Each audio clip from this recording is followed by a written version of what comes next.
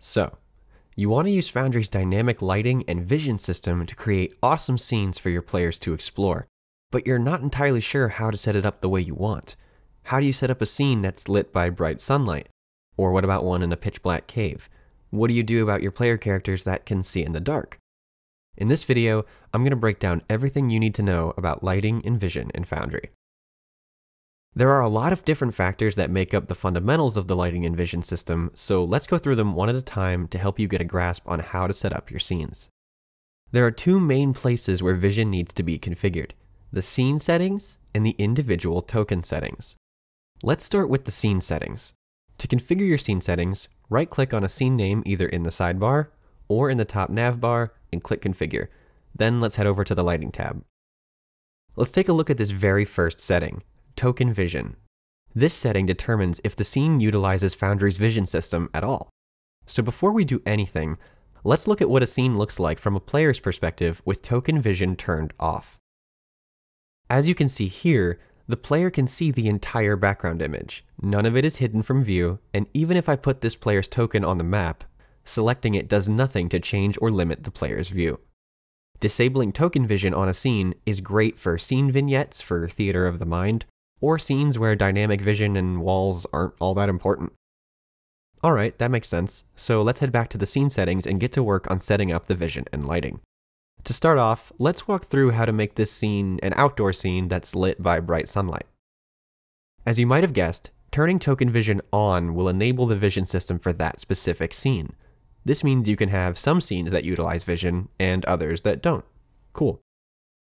Next up, you'll see Fog Exploration. This setting will allow tokens to remember where they've been, so to speak. We'll demo this in a minute, but for now, let's keep it off. We're also going to skip these other settings that change how the Fog of War works. Next is a setting called Global Illumination. This setting is a very important one. As you can see by its description, Global Illumination provides all areas of the scene with light. In Foundry, a token needs at least one of two things to be true in order for it to be able to see. 1, the token needs to be able to see in the dark. Or 2, the scene must have areas that are illuminated. By enabling global illumination, we're saying that every inch of this scene is illuminated and can always be seen so long as there are no walls in the way, of course. Since we're trying to make an outdoor daylight scene, we want this on. Below global illumination is the darkness level slider. Now, this might seem a bit confusing. Didn't we just say that global illumination determines if a scene is lit or dark? What's this slider for? Well, if we read the description here, the darkness level applies an overlay that simulates dim or dark conditions. In other words, this slider provides a completely aesthetic tint to the scene to make it look as though it was darker. See how it changes when I drag the slider? The important part about this slider is that it does not change the actual level of light on the scene. It only adds the purplish tint. In other words, it's just for looks. So for our daylight scene, we'll just leave this at 0. And lastly, there's the global illumination threshold. Now, we just established that the darkness level does not affect whether the scene is illuminated. That's what global illumination is for. But the global illumination threshold allows us to say, hey, when the darkness level goes past this value, I want global illumination to automatically turn off. How cool is that? So we could tell Foundry that when the darkness level gets high enough, we want it to automatically disable global illumination and make everything truly dark. Very cool. But for our daylight scene, we won't need this, so we'll leave this disabled. And since that's the last setting in this tab, we can save our changes and move on. Okay. Now that we've turned token vision back on and enabled global illumination, let's see what it looks like. So let's go over to our actors sidebar, drag one out onto the map, select it to see its vision, and it's not working. What happened? Well, this segues nicely into the second place where vision needs to be configured, the token settings. Each actor in Foundry has a token to represent it. The token can be configured in a variety of ways, including the ways it uses the vision system. To access the token settings, double right-click on the token, then head over to the Vision tab. As you can see here, this token does not have vision enabled. No wonder they couldn't see anything.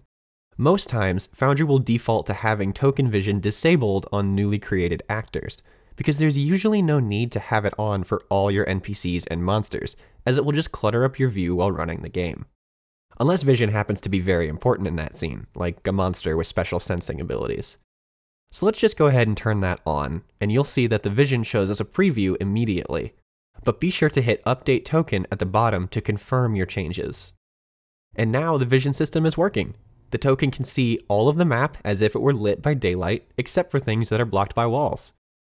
Foundry has multiple different types of walls that you can draw onto a map that block movement, vision, light, or sound all independently of each other and are extremely customizable. I don't have time to cover them in depth in this video, but here you can see how I've put some simple walls and doors down on this map to demonstrate the vision better. Very cool. So now we understand that on a basic level, in order to use the vision system, we have to enable it in two different ways. One, we have to enable vision in each scene, which is also where we configure how we want the environment to look, whether it's dark, illuminated, etc. And two, we have to enable vision for each actor's token, which is where we configure how we want each character to see. While we're here, let's go through the rest of the token settings and briefly cover what they do, and how we can customize each character's vision. Directly below the Vision Enabled checkbox is the Vision Range setting. And if we read the description, we see that it specifies that this setting determines how far a token can see without any light. So it is not a hard cap on how far a token can ever see, but rather tells us how far a token can see in the dark. If the character cannot see in the dark without light or other aid, then this should stay at 0. Next up, we have the Vision Angle. This is pretty self-explanatory and simply determines the angle around itself that a token can see. So as you can see, if we lower it to only 180 degrees, the token can only see in a semicircle rather than all around itself, and we can go even narrower if we want. The last setting in the basic configuration of the Vision tab is the Vision Mode. The Vision Modes are visual effects that are applied to a token's vision. Foundry comes pre-packaged with a few of these, but note that these are generic, system-agnostic vision modes.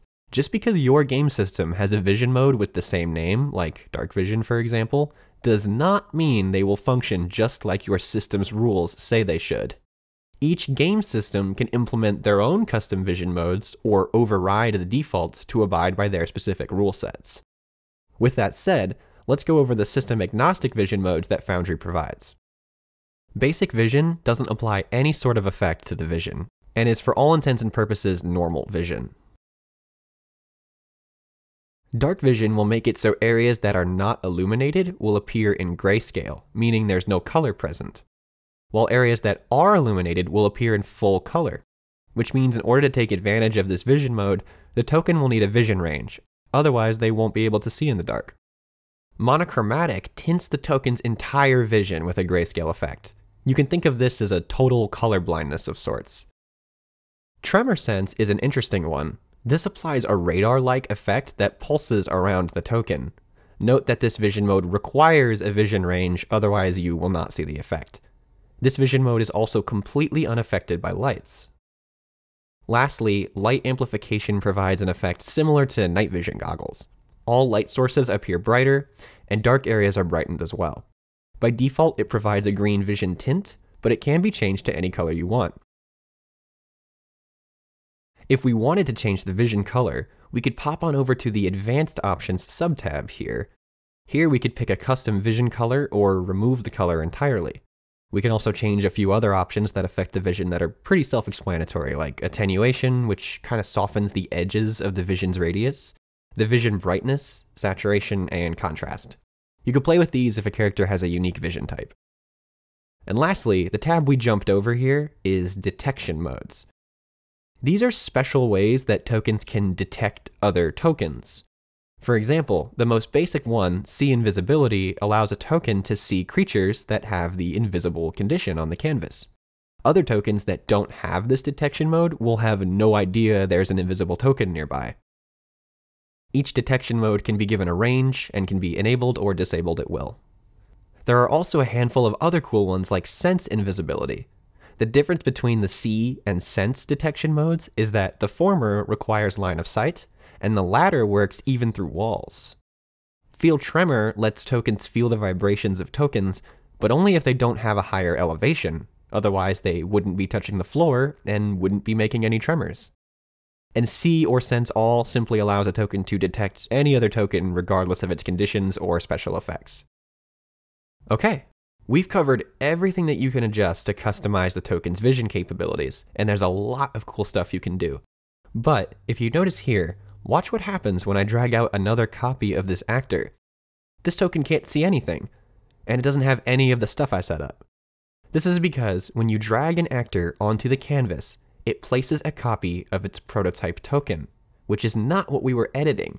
We were editing a token already on the canvas. So let's update the prototype. I'll open up the actor, go up to prototype token, then I'll select the token we updated on the canvas here, and then click Assign Token. This will update the prototype token settings with the settings of the token we customized. Now, every new token I drag out has the correct settings. Awesome. Now that we've covered all the token settings, let's shift gears a bit. There's more we can do with scene settings that will change how the scene utilizes the vision system. For example, you may have noticed that even though our token has been outside, while we're in this closed-off room, everything around us is pitch black, like we forgot what it looks like outside. This is because we left fog exploration off. Let's go back into the scene settings and enable fog exploration and see what happens. As you can see, with fog exploration enabled, when the token moves to a new area, it still remembers where it's been, and you can see a darkened version of the map to illustrate that. But it can't see any tokens that aren't currently in its line of sight, assuming it doesn't have a Sense All vision mode or something.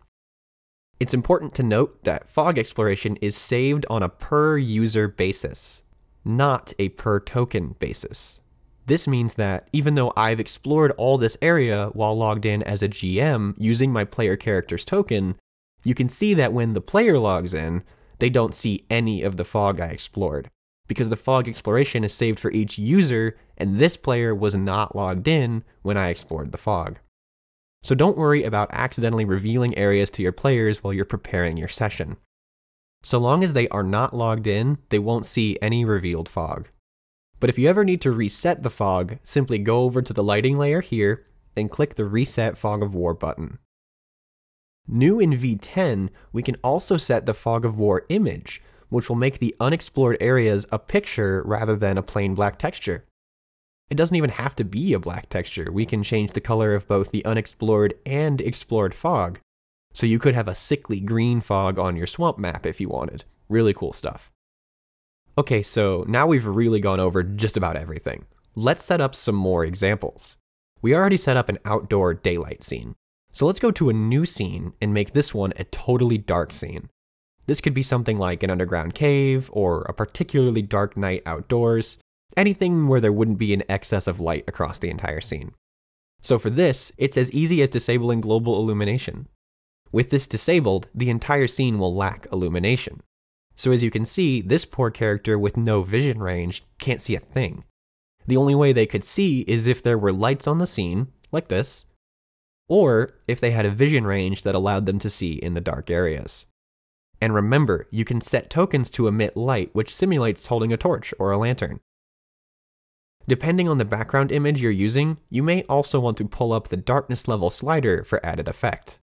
You can make some really moody scenes super easily, and they look amazing with the dynamic lighting. Well, that was easy, so let's tackle something a little harder. What about a scene where there's an outdoor section during the daytime, but also an indoor section, like a cave, that needs to be pitch black? How do we accommodate both of those things? Well, it's going to depend on how exactly your map is set up, but generally you'll do one of two things. Option 1. You leave global illumination on, and when your players reach the part of the map that's supposed to be dark, you simply pop back into the settings and toggle it off. Or maybe you thought ahead and you set the global illumination threshold, so when your players get to the dark part of the map, you can go to your lighting layer, click Transition to Darkness, and watch as the scene gradually increases the darkness level all the way up, and global illumination automatically turns itself off because of the threshold. But let's say you either don't want to fuss with the settings or don't want to have to constantly toggle back and forth. That brings us to option 2. You leave global illumination off permanently. This allows the dark areas to be truly dark, but for the outdoor areas, you simply place down large lights and customize them to get the areas to look how you want. This will allow players to be able to see the entire illuminated parts of the map, and then when they reach the dark areas, they will require some kind of vision range or light sources to see. No GM fiddling required. And that's pretty much everything you need to know about setting up dynamic vision in Foundry. This video didn't go over the different ways you can use lights or the various different types of walls you can create, but it has given you the fundamental knowledge of vision to get you started. As always, if you have any questions, feel free to leave a comment or join the Foundry Discord server, link in the description. Until next time, take care.